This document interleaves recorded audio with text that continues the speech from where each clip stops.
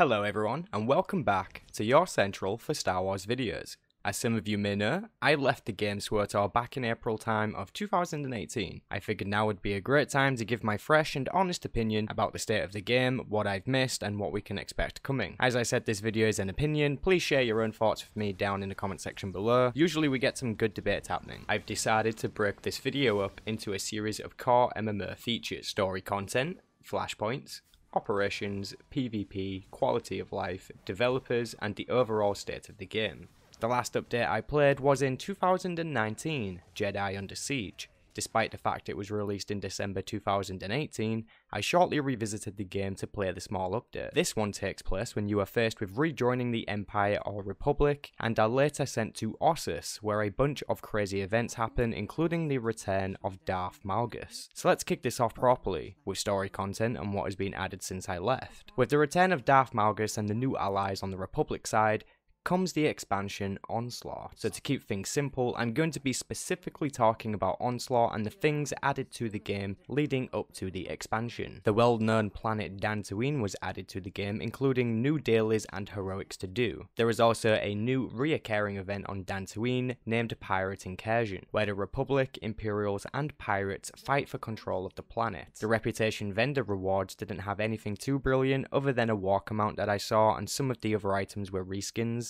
No surprise there. When starting the Onslaught expansion, you're greeted with a great storyline on either faction, with quite a bit of build up for future events. Unfortunately, there was nowhere near as much story content added as with Kotfi or Kurtet, which brought 25 chapters of content altogether, which all later had replayability updates with different difficulty modes. You could still call it early days for Onslaught, but as for story, it's not a brilliant start lengthwise. Despite the content itself being quite enjoyable, there was also the addition of Mech Shah, but your overall time there is less than an hour. I think it's best not to spoil the story too much for people watching, so we'll move on by saying that story content in the game right now is good, but there just isn't much of it. Statistically, it's considerably less than previous expansions. Let's move on to Flashpoints.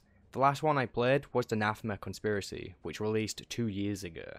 Since then, only one more Flashpoint has been released, called Objective Meridian, which is actually the flashpoint the game sends you to conclude your Onslaught story arc so far. The flashpoint as a whole doesn't stand out too much, but does feature Malgus as the big bad at the end, which means Malgus now has 2 flashpoints where we defeat him. Slippery Sith. Considering I've been gone nearly 2 years, I definitely expected more than one flashpoint to be added, especially since there hasn't been no new uprisings either. Since there wasn't much on Flashpoints, let's move on to operations. The last operation I played was Gods from the Machine, which released boss by boss over the course of about a year or possibly longer. The last boss of this operation was released 2 years ago.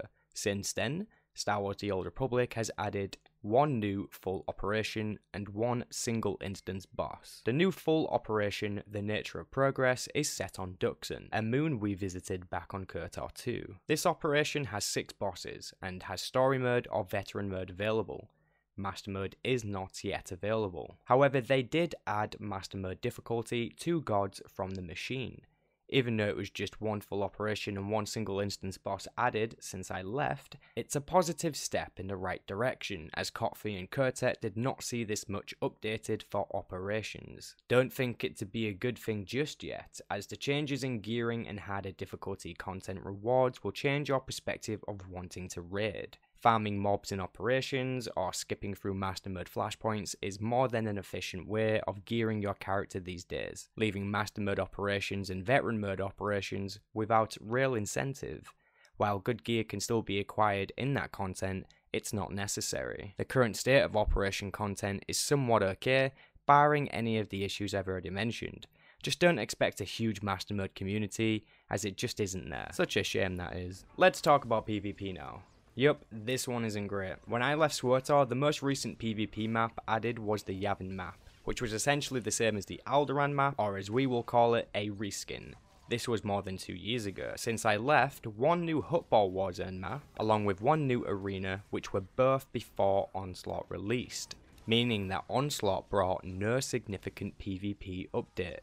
although there has been a change in ranked seasons and the Furious Armor set reskin found its way to the cartel market. Some time ago, I remember the devs said, It's not lost on us that we haven't given PvP much attention, and that was back in 2018. The current state of PvP in the game is questionable, with ranked PvP offering very little rewards and the queue being slow to pop. Since PvP gear was never brought back, this means if you are a PvP player, you will be forced to play PvE and lots of it to rank up and gear up. You can gear via doing PvP, but the process is much slower and the mission rewards are much less frequent.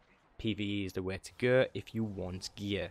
This is clearly affecting the PvP side of things. We can move on to quality of life now. I'm really not sure if these short summaries are a good thing or not, which is ironic because there's actually a lot to cover on quality of life. So I'm just going to go ahead and choose the ones that stand out to me right now. Whatever lack of content there was in other departments, quality of life updates have been more than frequent. This includes increased credit cap for free-to-play and preferred status players, along with more quick bars for them to use. And it's about time that happened as well. Free-to-play players can also play up to level 60 now, just as an FYI for you. A lot of the in-game UIs have been updated to look cleaner and be easier to use. For example, you can find your collections and pack explorer tabs on the side of your inventory now. Not to mention the crafting material stash, which is the kind of feature that I love to see. No more storing tons of materials in our inventories, which is always a good thing. A guild leveling system was introduced which offers perks for guilds that are leveling up. This ranges from crafting buffs to combat buffs. There are so many on the list we would be here for a while going through them, so I'll summarize this section with the fact that quality of life updates are quite clearly being made often. Now I would like to touch on Conquest, but honestly, I have not had that much time to test it out too much. For the most part, it's the same system, just with different types of content integrated for contributions and rewards. Now I did want to talk about the developers a little bit. As I've mentioned in a previous video, I believe the devs have had good communication with players via the forums or other platforms. Currently, this seems to be still somewhat true. The devs post regularly on the forums around updates, along with participating in lots of interviews or podcasts with community creators. So it's still pretty easy to keep up to date with them.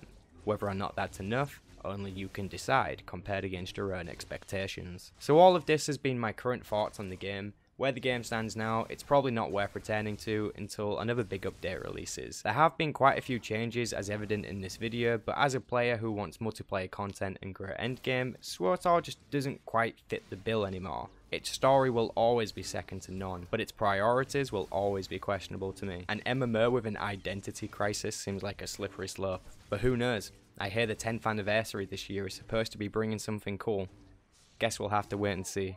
Don't forget to share your thoughts in the comment section below, and be sure to like and subscribe. Peace out, plebs. I'll catch you in the next one.